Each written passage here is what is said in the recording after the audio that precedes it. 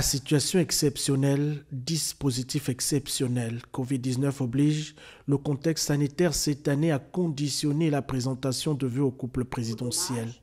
L'administration centrale, les institutions de la République, les confédérations syndicales et patronales, la presse, les confessions religieuses et la présidence de la République ont ouvert cette cérémonie virtuelle de vœux.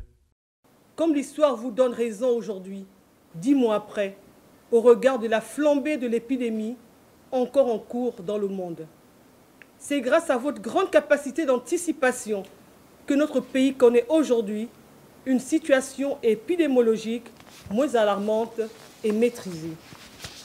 Si l'année 2020 reste marquée du sceau de la pandémie, elle aura aussi été l'occasion de démontrer la capacité de résilience, de résistance et de riposte de l'État face à cette menace sanitaire sans précédent. Aujourd'hui, je constate avec satisfaction que les résultats sont là.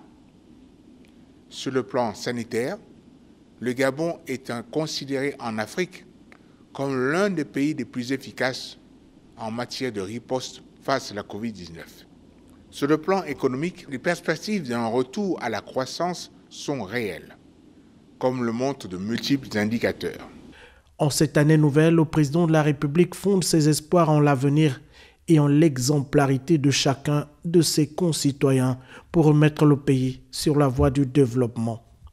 Ces exigences, ces attentes valent pour l'ensemble de l'administration, mais plus encore pour le gouvernement.